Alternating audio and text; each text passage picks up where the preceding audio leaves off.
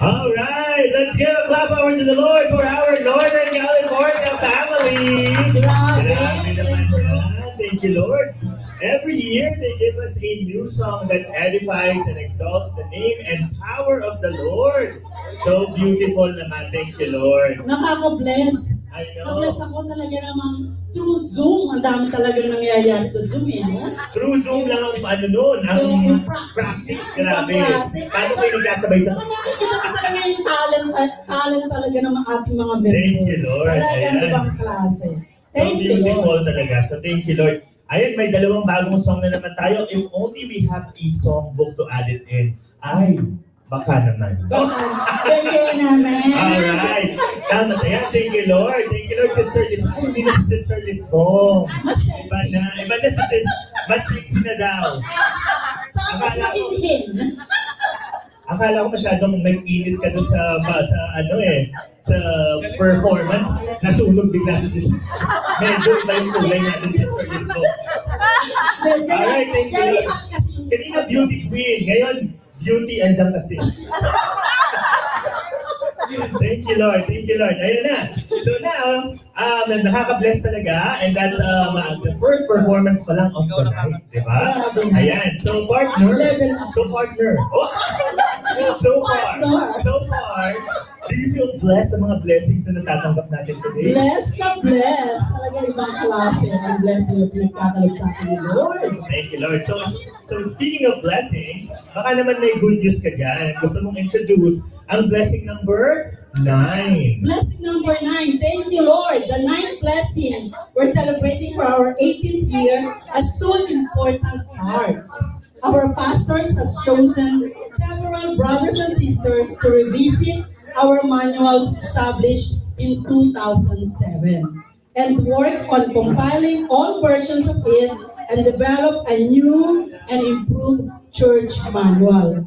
And parang marami kang alam dito, di ba? Dahil every Thursday po, sila ang nagde-dedicate talaga ng time nila in their busy schedule, in spite of their busy schedules, talaga, they dedicated their Thursdays every 7:30 since the beginning of the year. Talagang they're working on it. So, partner, share something about it. Thank you, Lord. Yeah, brothers and sisters, on behalf of the pastors and the brothers and sisters that the Lord used for this project, it is our honor to present to you our newly updated Face-to-Face Church Incorporated Church Manual. There you go. Thank you, Lord.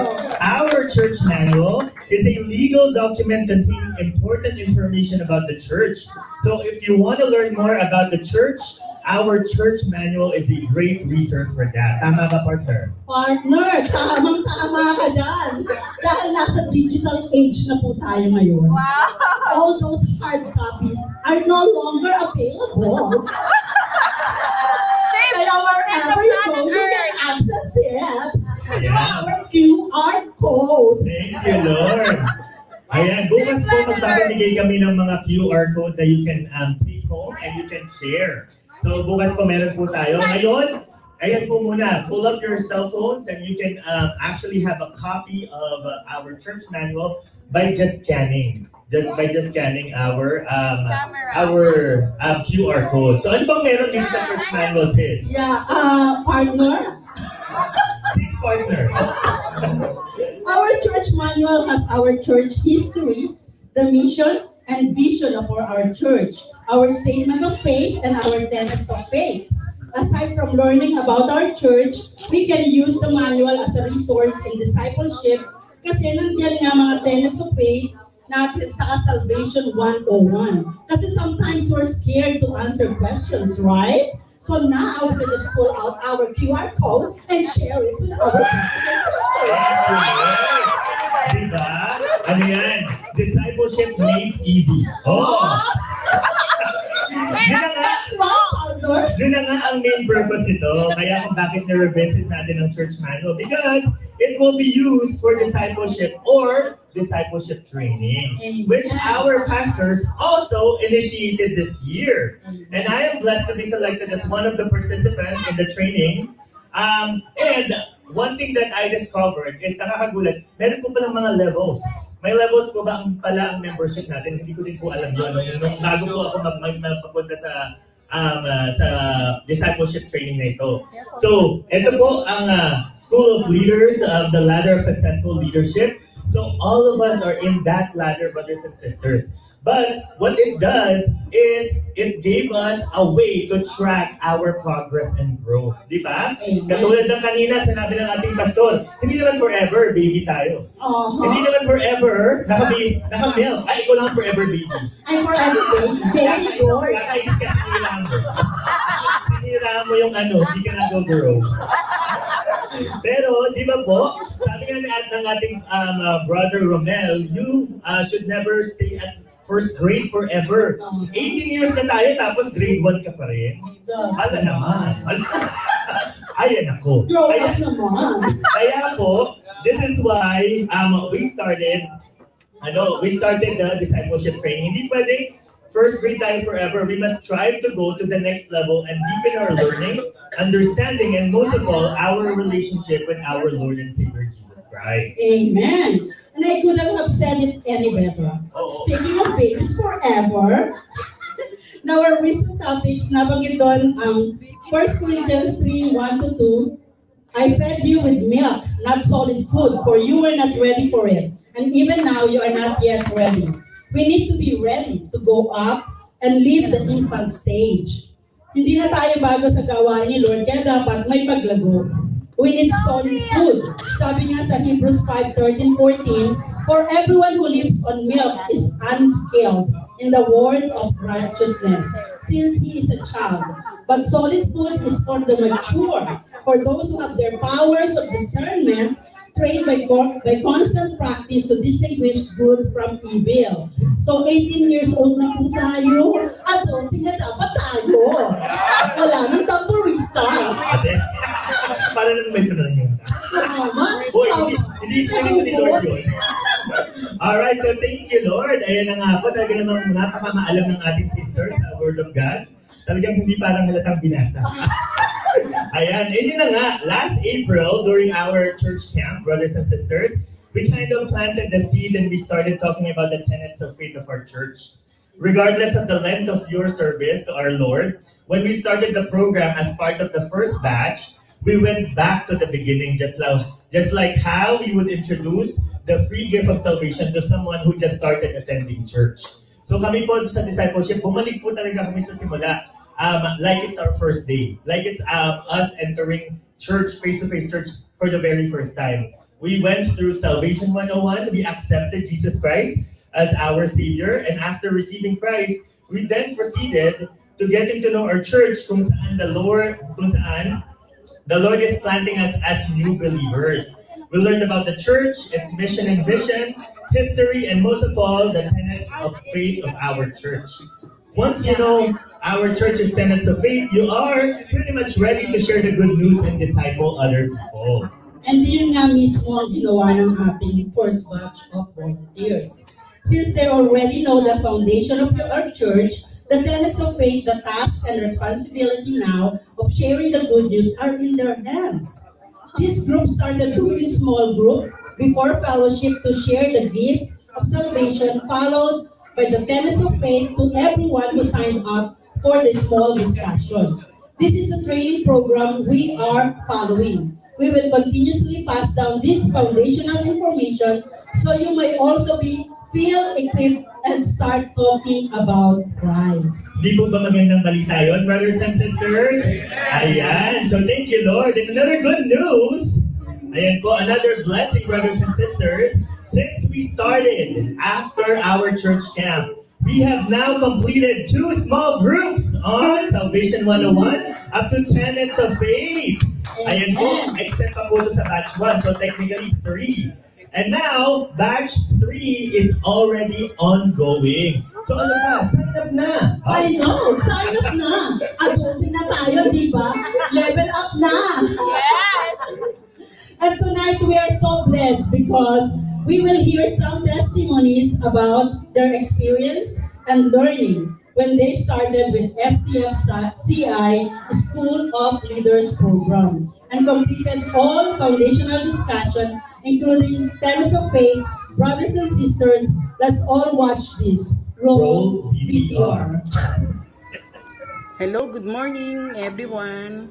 I'm Sister Babes Riblesa from the Philippines. I am one of the attendees in our discipleship training with Sister Camille. So I learned about the tenets of faith. And with these tenets, after the 7 sessions, we can already spread the news about who Jesus Christ is, the Holy Trinity, the scriptures based on the Bible, and the Holy Spirit. So it is our responsibility to spread the word of the Lord with gentleness. The Lord will guide us to the favor to healing and forgiveness. Sa discipleship training, rest assured that we will be meeting people here in the Philippines so that they will know more about Jesus Christ. So, marami pa po kami nakaparalan under the discipleship training. Assure po na we will be meeting people here in the Philippines so that we can spread the news of the Lord. Hanggang dito na lang po, warm regards, and again, happy 18 years anniversary sa Face-to-Face Church po. God bless us all. Thank you po. Magandang sa lahat. Una sa lahat, mga ako ng 18 years anniversary sa ating lahat. Face-to-Face Church Incorporated. Ang babahagi ito sa tenets of faith sa wikang English. Sa wikang Tagalog ay ito po ang pundasyon ng ating pananampalataya. We believe that Jesus Christ lived, died, rose up, and come again. Si Kristo ay mabuhay sa sarili natin. Si Kristo ay ang Panginoon natin at tagapagligtas. At siya po ay nagbuhay sa atin. At siya po ang siyasasagin ng Diyos, 100% Diyos at 100% na tao. Siya po ay nangaral ng kanyang maging balita sa lahat ng damay daigdig. Ito ang natutunan mo sa tenets o pundasyon ng ating pananampalataya. Thank you, Lord, at ang mga ministers na masipag natin, minister at pastor ay pinahahagila sa ating mga nakadalo ng camping 2025 na katulad ko. Natutunan ko ito ay nasa sa Biblia, Mateo 28:18-20. Sabi ng Lord sa atin, binibigay sa atin lahat ng kapalit sa langit at lupa. Puntahan niyo ang lahat ng mga lahi at gawin tagasunod ko. Bautismuhan sila sa ngalan ng Ama at ng Anak at ng Espiritu Santo. Turuan sila sumunod sa lahat ng inuutos ko. At tandaan niyo lagi na kasama ninyo ako sa katapusan ng mundo. Ito sa tusan ni Jesus na magtagas-tagasunod niya. Nais ni Jesus Cristo na magpahayag sa ng Diyos sa damay ng daigdig at sa ating pagsunod kay Jesus Cristo. Lagi natin kasama siya hanggang sa katapusan ng mundo. Tayo ay nangangawal ni Cristo. Kaya sa pag-aaral natin ng tenets of faith, kami po ay nagbahagi sa aming mahal sa buhay. Ang tunay na kayamanan ay ang pagmamahal sa Diyos at sa kapwa. Thank you, Lord.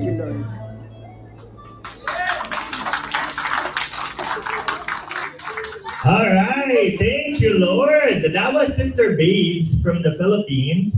She was part of the Batch 2 group, completed via Zoom with Brother Raymond and Sister Lisa Ora. And also, Christ's mother, Sister Leonie Villanga from Fontana, California, who was part of Batch 1. Diba? Nakakatawa, no, Sister Gloria? Nasaan Sister Gloria? Ay, wala na. Hindi na pala siya. Disqualified na siya. Halika na dito, bagong Sister Gloria. Alright, let's welcome my new Sister Gloria, Sister Jezreel Ricardo.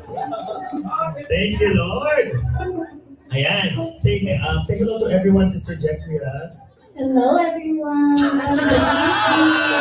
And maybe you should introduce the second part of this blessing number 9.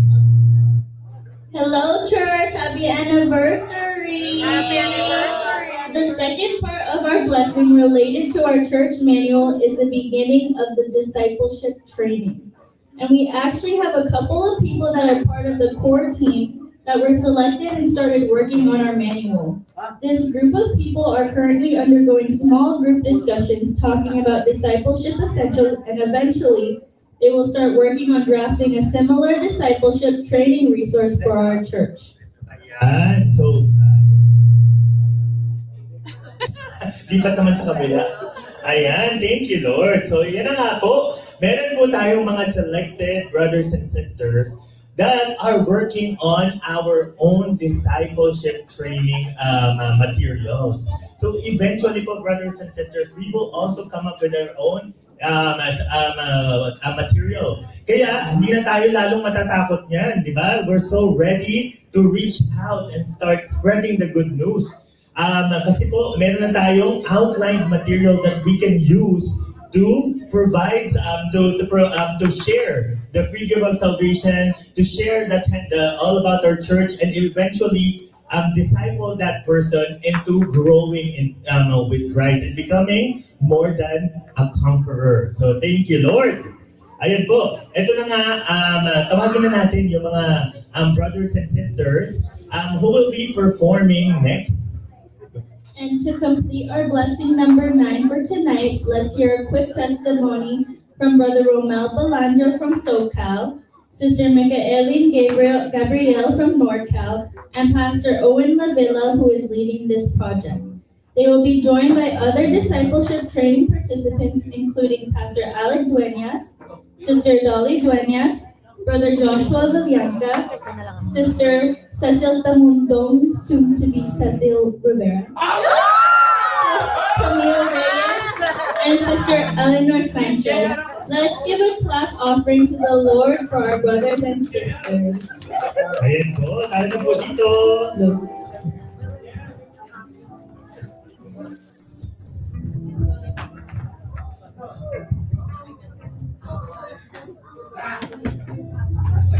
Good evening, everyone, and happy 18th anniversary.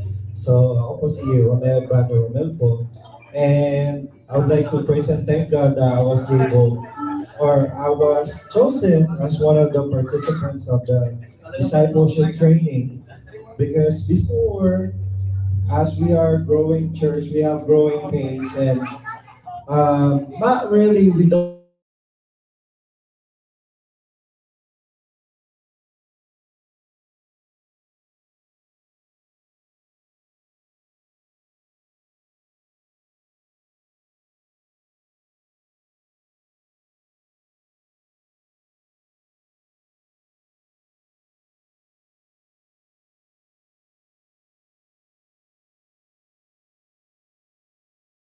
we cannot be in the first grade the whole time. So we are learning, and as we learn, we need to impart it to others who will teach others also. So kaya po, I'd like to praise and thank God. Nagkaroon na po tayo ng first batch after the discipleship training. Second batch is done as well.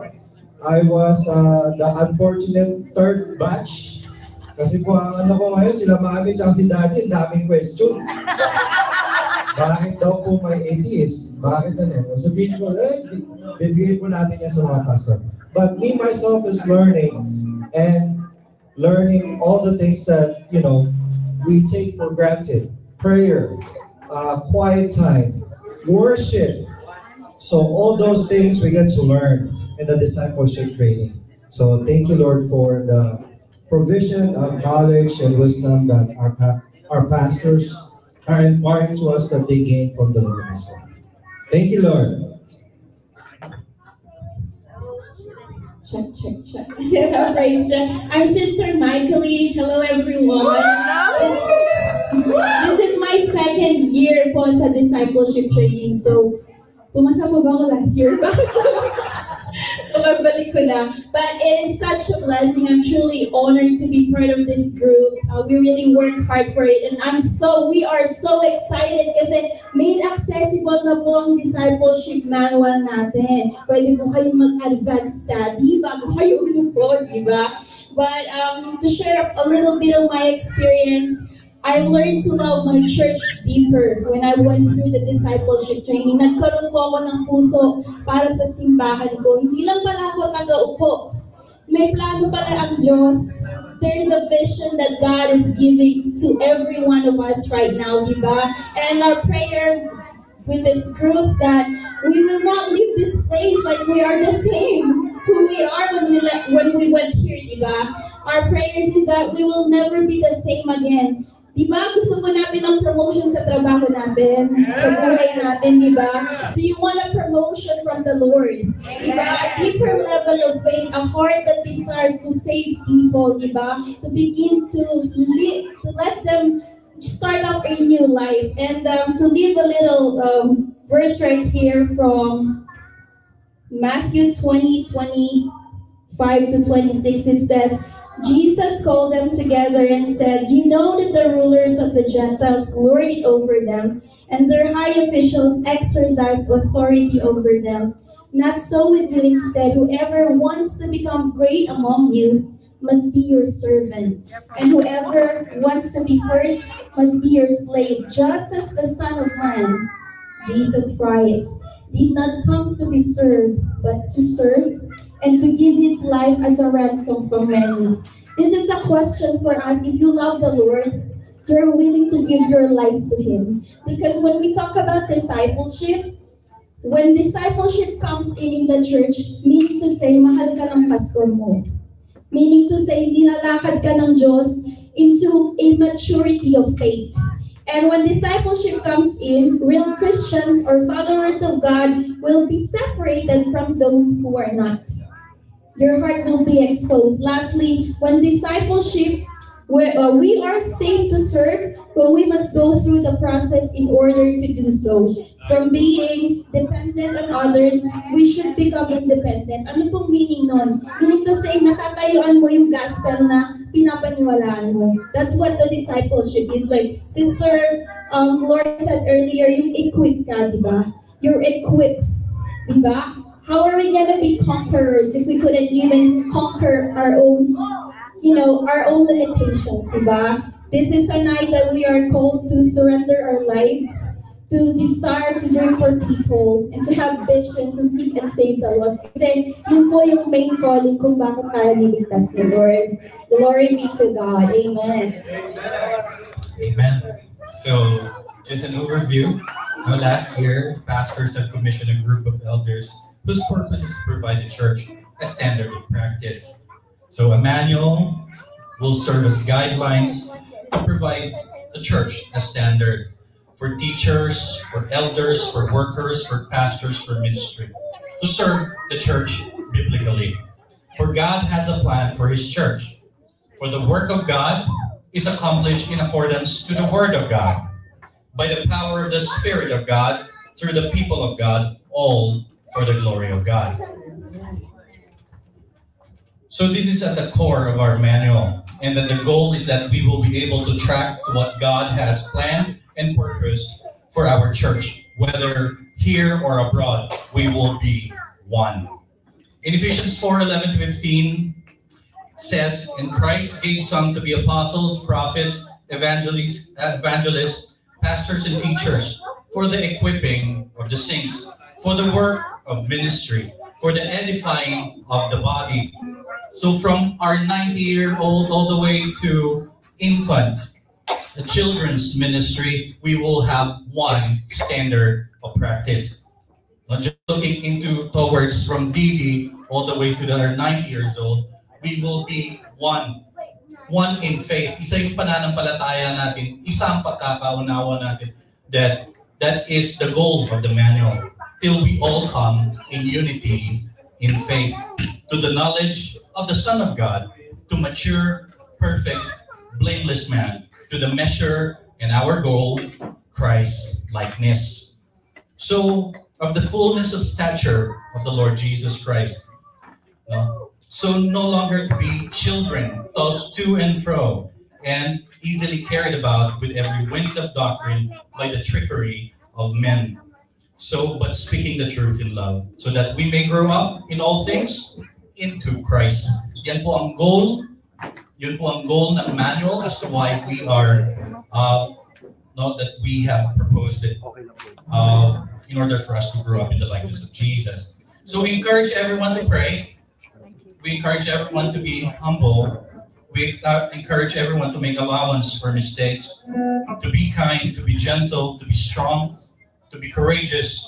Let us all be united and be one, in order that by God's grace, that we as a church may come together and cause the whole body to grow in love in Christ. Amen.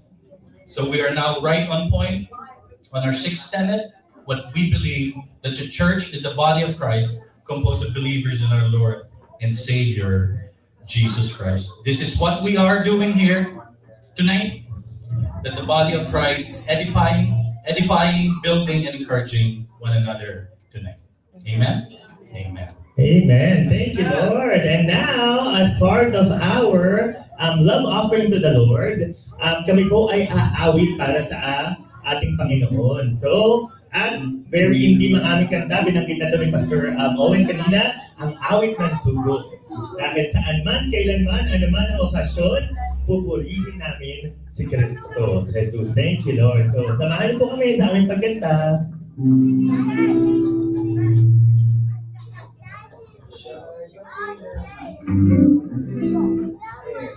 Siya nagkila pagmamahal, uriin siya sa kanyang kabutihan. Siya'y nagkila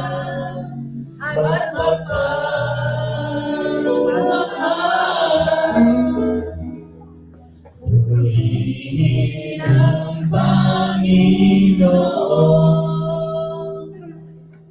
Jesus. Hey! Put your hands together, church.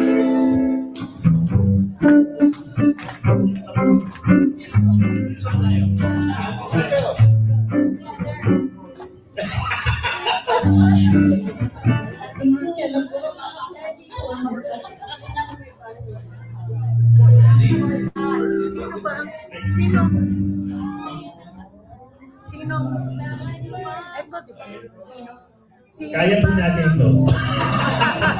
Simulan na lang po natin sa simula sa verse po. Saan man, kailanman, anuman. Oh, sige. Saan man. Thank you for being patient. Hey! Thank you, Lord. Saan man, kailanman, anuman ang okasyon, pupurihin kita, Jesus. Sinugod, ingatasan, walang kataon lamang, itataas lagi ang pangalan mo, Jesus. Sino ba ang pupunta? Sino ba ang pupunta?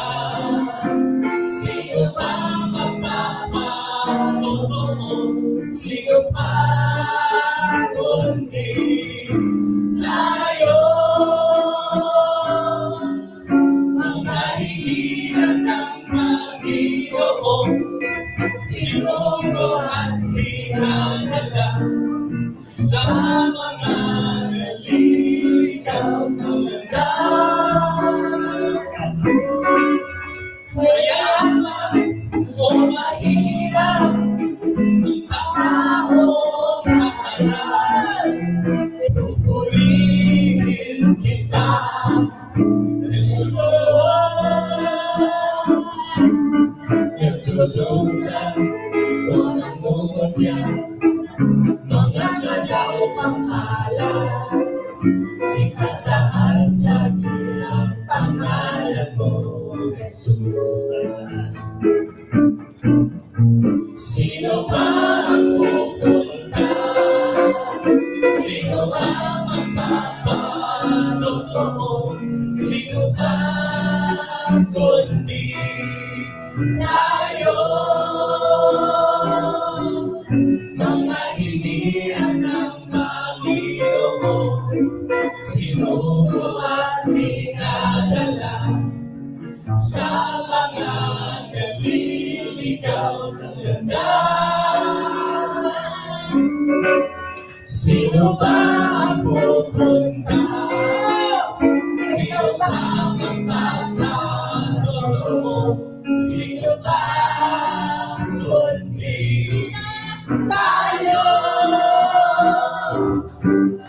Mga hiniran ng Panginoon, sinugo at pinadala sa mga naliligaw, sa mga naliligaw, sa mga naliligaw. Naganda. Thank you, Lord. Thank you, Lord. Thank you, Lord. Ayun. Sa mga naliligaw ng landas, parang tayo naligaw ng landas. Nakakainis. Parang bang naging beer house to. Talaga naman. Alright, thank you, Lord. Once again, let's give a clap over to the Lord for growing, for discipleship, and for blessing number 9. Ayan po. Ayan, bless po tayo mga brothers and sisters. Now, let me call in my new co-host, Madami, to introduce the next part of our program. Ayan, this next part is a pretty big blessing for our church and to all of us. That's why I not only need one co-host, but two co-hosts. Let's welcome Brother Josiah Licardo and Brother Jack Lavilla. All right, brothers, come over here and say hi to everyone. Ayan, mag-hi kayo. Say hi to everyone. Yeah, I called them up because I think they are the perfect individuals to introduce the next blessing we are celebrating tonight. Because who knows, baka in the future, part na sila, silang dalawa sa mga sineselebrate natin for the month of October, di ba? So in Jesus' name. Ayan, so now take it away, Sai and Jack. Hi everyone, there is a special joy that fills this sanctuary today as we officially kick off Pastor's Appreciation Month, a time dedicated to honoring the shepherd leaders God has placed over this house. The Bible tells us in 1 Timothy 5:17 to let the elders who rule well be considered worthy of double honor. We're incredibly blessed to have a team of pastors who answer God's call with unwavering commitment, serving not just from the pulpit, but in the trenches of our lives. They pour out their time, their wisdom, and their hearts to guide, teach, and care for this call. We would now like to take a moment to introduce and honor all the dedicated individuals who lead our ministry. Please stand and join us in showing our appreciation with applause and respect as we introduce our esteemed pastoral team. Ayan, tayo daw po tayo, brothers and sisters. Please stand up and join us in showing appreciation to our pastoral team that will be introduced by Brother Jack and Brother Josiah. So go ahead. First off, let's call in our senior pastor, Pastor Fernando Bartolome. Pastor Fernando Bartolome, thank you, Lord, our senior pastor. Next, we have my father, our executive pastor, Pastor Jesse Licardo. All right, Pastor Jesse Licardo.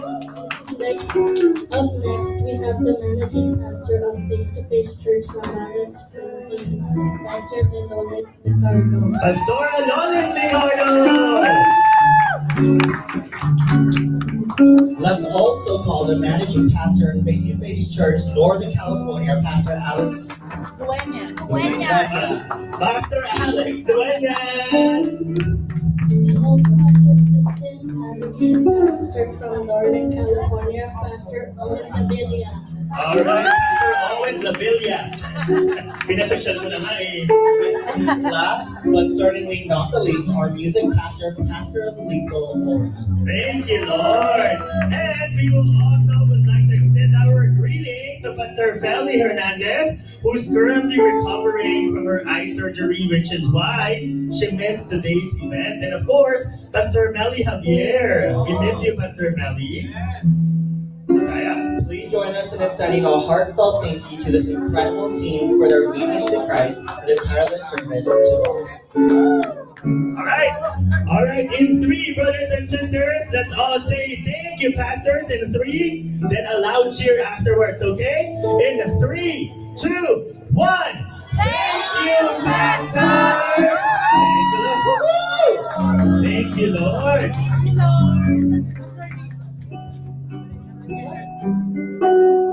All right. Go ahead, Jahja.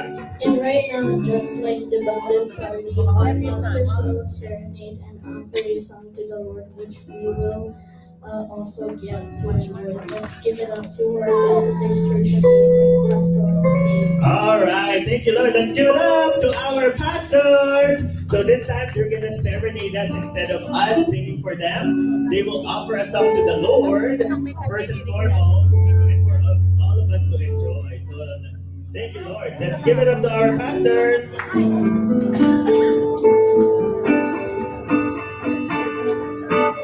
There could be trials, there could be trials. Every new beginning is a step of faith. But there's one thing I know, there's one thing I'm sure of. God will never leave me, He will always be with me.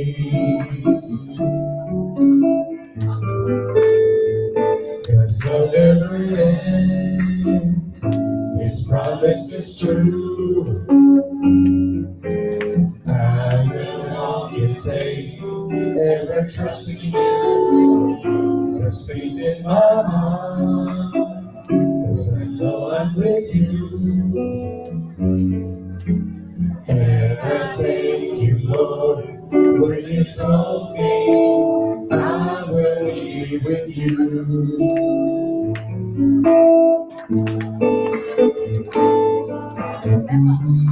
Thank You, Jesus, for Your love for me. Thank You, Jesus, that You care for me. Thank You, Jesus, You have died for me. What more can I say?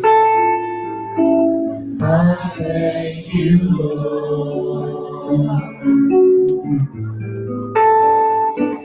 There could be trials, and there could be triumphs. Every new beginning is a step of faith. But there's one thing I know, there's one thing I'm sure of. God will never leave me, He will always be with me.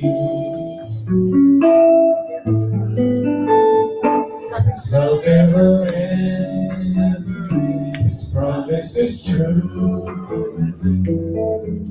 And I trust in you. There's peace in my heart. Cause I know I'm with you. And I thank you, Lord, when you told me I will be with you.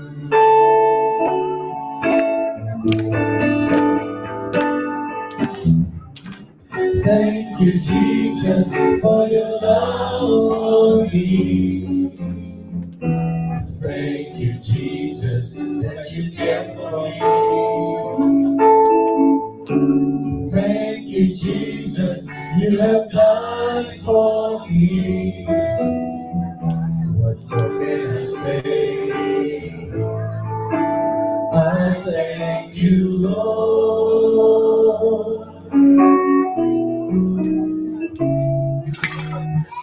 What more can I say? I thank you, Lord.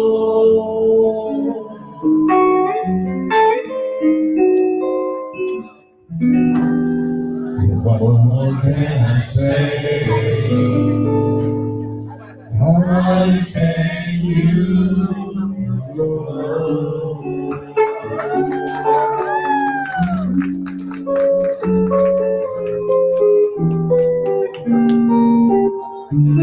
Thank you, Lord. Everyone, let's give a clap over to the Lord for Face-to-Face Church Pastors. Every October, we celebrate Pastors Appreciation Month. So ayan po, right now we have a small gift for our pastors. But truly, we are the one that are truly blessed for having them. Amen, brothers and sisters? Amen. So thank you, Lord. So picture na, picture taking. Sino ba mag-picture taking? Picture taking. Picture na. Ayan. Thank you, Lord. Talaga naman mga naka-ano eh. Naka-suit up today. Maganda. Yung mga ano daw po. 1, 2, 3. One more. 1, 2, 3. Beautiful. I know.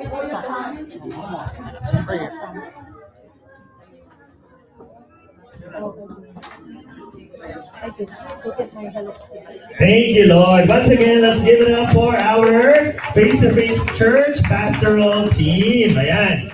Thank you all, pastors. We love you. We value you. And we appreciate every single one of you. So let's make this month a truly, let's make this a month that truly bless them, brothers and sisters. Say your thanks personally to our pastors. Hug them, talk to them, and most especially, pray for every single one of them. Thank you, Lord. Ay, teka lang po pala, magpray pala tayo. Now, let's go, Sister Connie Balandra, to pray for our pastors. Kahit sa upuan na lang sila, Pastor Nanding.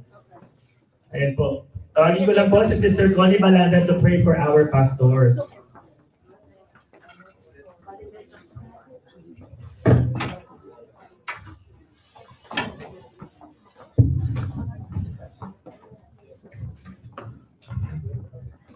Ba't ang bilis-bilis na naman ito na inalis pa sa natin.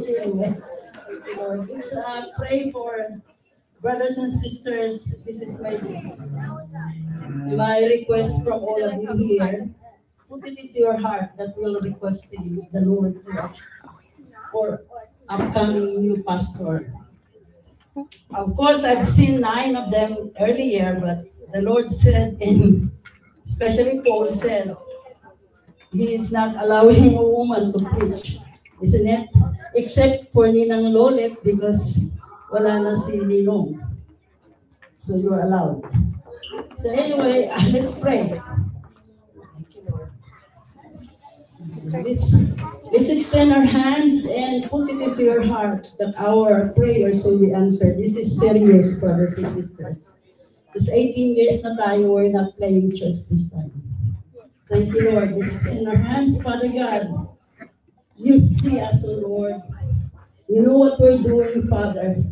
This is the 18th anniversary of our church. And we believe, Father God, these pastors have really done their best.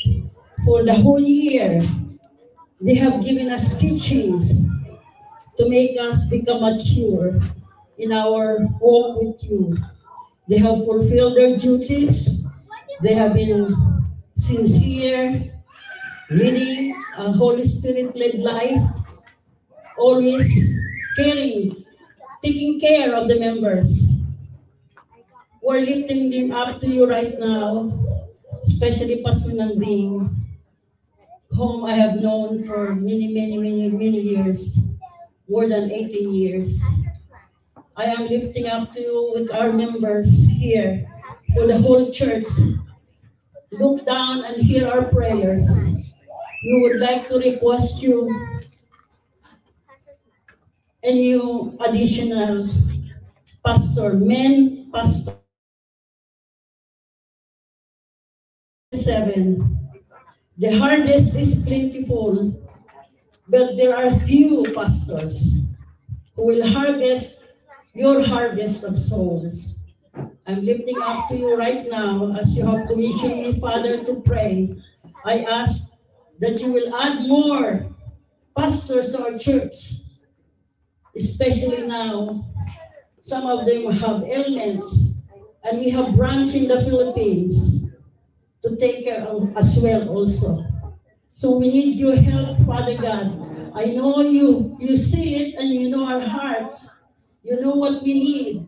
Right now, Father God, I pray and we pray for the whole congregation to manifest and let this prayer come true for the next anniversary next year, our 19th anniversary.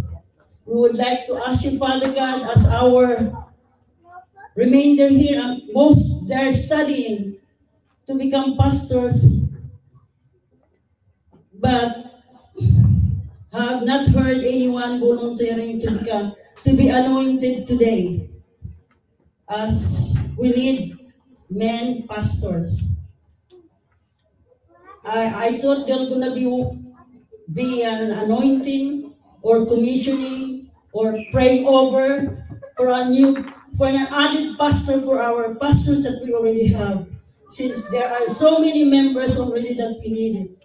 We need your help, Father. Bless our prayers and answer it. Father God, I know it is not easy to become a pastor because their life is surrendered to you. Their pleasures are in store for you only. They can only do their personal thing unless they're done working in your kingdom, Father. So, with your power and miracle, today, Father God, we are reaching up to you, to your throne, Father. Cover them all with your most powerful blood and restore them, Lord God, to good health. And in case you still have another in mind, that one day a pastor will come, but right now we entrust to you their health. Bless them with good health so that they can still continue this pastoring of all of us here, face-to-face church. North Cal, South Cal, in Zambales and wherever our members are. Thank you, Father, for accepting our prayers. And we ask this by the power of the Holy Spirit in Jesus Christ's powerful name. Amen. Thank you, Lord. Ayan po. Once again, Happy Pastors Appreciation Month to all our pastors. Ayan po. We love you. Ang lahat po ng ating pastor, mahal po namin kayo. Thank you, Lord. Ayan. Thank you, Lord po.